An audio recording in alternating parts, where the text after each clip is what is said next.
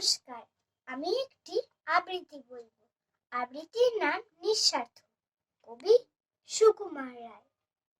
গোপালটা কি হিংসুটে মা, খাবার দিলাম ভাগ করে, বললে না কো মুখেও কিছু, ফেললে ছুঁড়ে রাগ করে।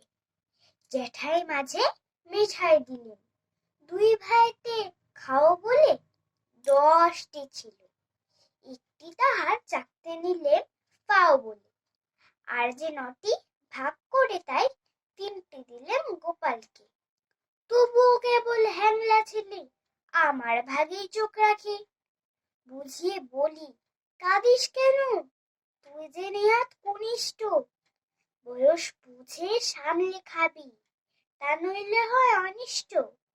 3টি বছর তফাৎ মোদের, জায়গা হিসাব গুনতি তাই, মোদ্দা আমার 6খানি হয়, 3 বছরে 3টি পাই।